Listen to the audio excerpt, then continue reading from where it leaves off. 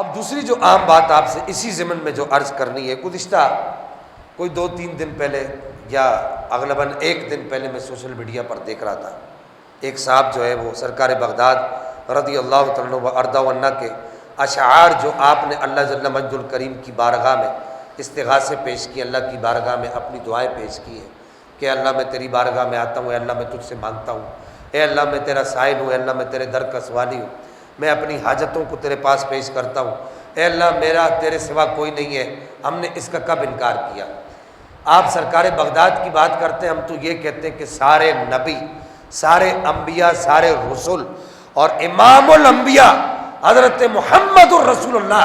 صلی اللہ تعالیٰ علیہ وسلم بھی اگر کسی کی بارگاہ سے مانگتے ہیں تو وہ ہمارے رب اللہ جل مجدہ الکریم کی بارگاہ ہے، ہم اس کا انکار نہیں کرتے۔ سارے نبی اللہ کے سوالی ہیں، سارے انبیاء اللہ کے در کے سوالی ہیں، وہ اللہ کے سامنے اپنا ماتھا ٹیکتے ہیں، وہ اللہ کو سجدہ کرتے ہیں۔ امام الانبیاء حضرت محمد الرسول اللہ صلی اللہ تعالیٰ علیہ وسلم بھی وہ اللہ ہی کی بارگاہ سے مانگتے ہیں، وہ اللہ ہی سے مانگتے ہیں۔ اب وہ اشعار وہ جو ہے وہ صاحب وہ اپنے آپ کو عالم کہنے والے وہ اب وہ اشعار پڑھ کے جو ہے وہ لوگوں کو سنا رہے ہیں۔ یہ دیکھیے جی سرکار بغداد کے یہ اشعار ہیں، حضور والی بغداد جو ہے وہ اللہ کی بارگاہ سے مانگتے تھے۔ دیکھیے یہ اشعار ہے، تو وہ کہتے ہیں دیکھو یہ جو لوگ پیروں سے مانگتے، یہ جو لوگ اولیاء سے مانگتے، یہ شہنشاہ بغداد سے جو مانگتے،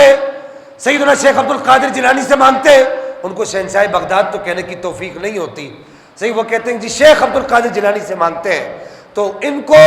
حضور والی بغداد کے یہ اشعار یاد رکھنے چاہیے۔ تو میں ان کو یہ پیغام دینا چاہتا ہوں، مولوی صاحب آپ جو ہے تصویر کا ایک رخ قوم کو کیوں دکھاتے ہیں؟ آپ تصویر کا دوسرا رخ بھی قوم کے سامنے رکھیں نا۔ حضور والی بغداد نے یہ تو ارشاد فرمایا ہے کہ میں اللہ ہی سے مانگتا ہوں، میرا مددگار وہی ہے، میں اسی کا سائل ہوں، وہ میرا مسئول ہے،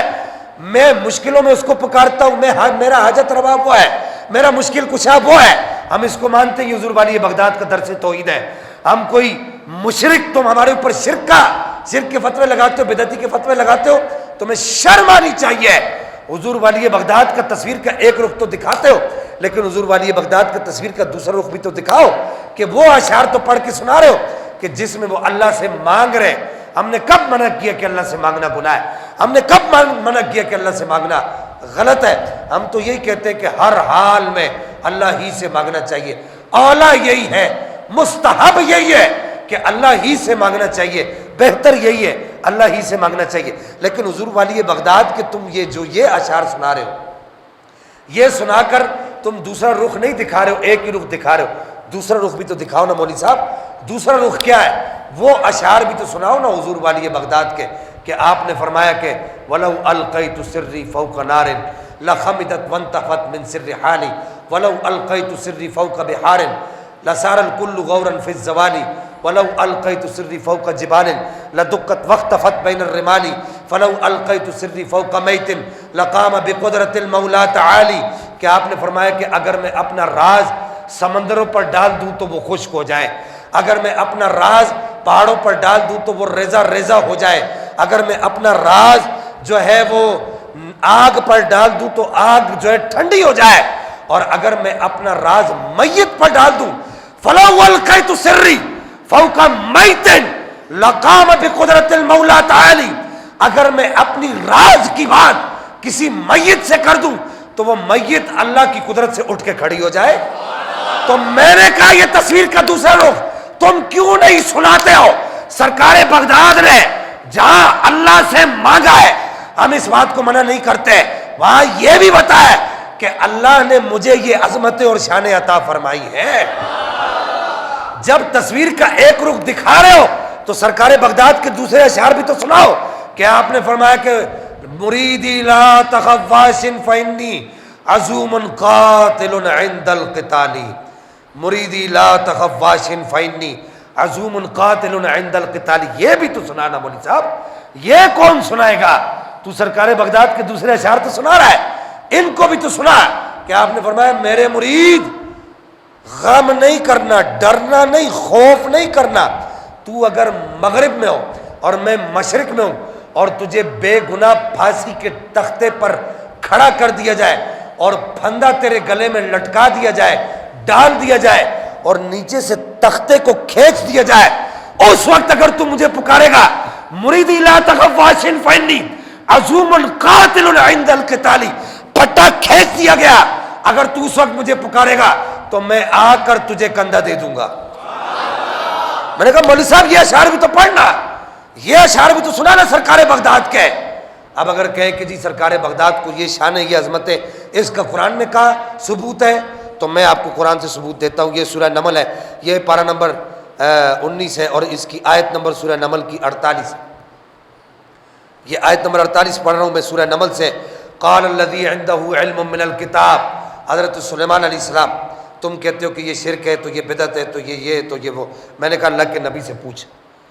میں نے کہا مولوی صاحب یہ بات تم نہیں کرو، اللہ کے نبیوں کو کرنے دو، تمہارے اندر اتنا وہ ایبلٹی نہیں ہے کہ تم یہ بات کر سکو، یہ اللہ کے نبی سے پوچھو کہ اللہ کا نبی اپنی مجلس کے اندر اعلان کرتا ہے، سورہ نمل پارہ نمبر 19 آیت نمبر 48، اپنی مجلس میں اللہ کا نبی اعلان کرتا ہو میرے امتیوں سنو، ملکہ بلقیس آ رہی ہے، اس کا تخت مجھے چاہیے، 1500 میل کی مسافت پر ہے، 40 ہاتھ چوڑا، 80 ہاتھ لمبا،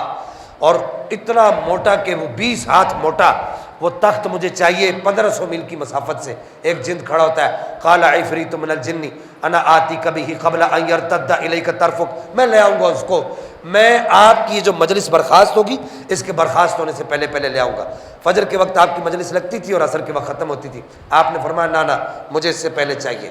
ایک آپ کا امتی کھڑا ہوا، تفسیر مدارک اٹھا لیجئے، تفسیر امام نسوی کی جو تفسیر ہے البحر المحیط اٹھا لیجئے، تفسیر قرطبی اٹھا لیجئے، تفسیر بغوی اٹھا لیجئے، تفسیر جلالین جو سب کے دارالعلوم کے اندر پڑھائی جاتی ہے، تمام علماء کے تمام مکاتب فکر کے نصاب میں شامل ہے، تفسیر صحابی اٹھا لیجئے، تفسیر روح البیان اٹھا لیجئے۔ جمہور مفسرین نے، یعنی کہ مفسرین کا 90% جو طبقہ ہے وہ اس بات پر متفق ہے کہ حضرت سلیمان علیہ السلام کا ایک امتی انسان، فرشتہ نہیں، جن نہیں، ایک امتی انسان کھڑا ہوتا ہے اور وہ کہتا ہے بندہ نواز آپ پلک جھپکیے ایسے، اتنا کتنا ٹائم لگتا ہے، میں پلک جھپک رہا ہے، پلک جھپک رہا ہوں، پلک جھپکیے، آپ کی پلک کو جھپکنے سے پہلے وہ تخت اٹھا کر میں آپ کے سامنے پیش کر دوں۔ میں نے کہا مولوی صاحب قرآن میں آ گیا، تو اپنی امت کو، تو اپنے لسنرز کو گمراہ کر رہا ہے، سوشل میڈیا پر بیٹھ کر تو اللہ کے قرآن کا انکار کروا رہا ہے۔ یہ قرآن میں آ گیا ہے کہ قرآن کہتا ہے کہ اللہ کے نیک بندے یہ طاقت رکھتے ہیں، یہ جرأت رکھتے ہیں، یہ قدرت رکھتے ہیں کہ اللہ نے ان کو یہ قدرتیں دی ہوتی ہے کہ وہ میلوں کے فاصلے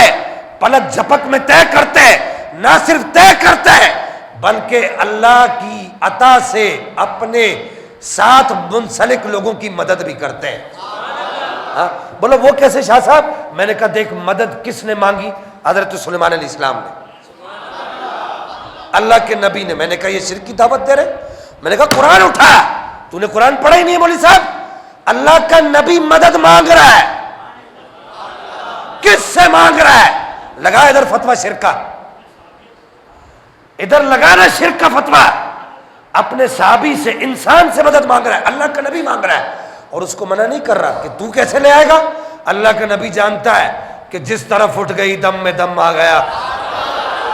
اس نگاہ عنایت پہ لاکھوں سلام۔ اللہ کا نبی، ہم نے یہ عقیدے کوئی اپنے پاس سے نہیں کھڑے، ہم نے اللہ کی کتاب سے لیے، نبی کے نصاب سے لیے۔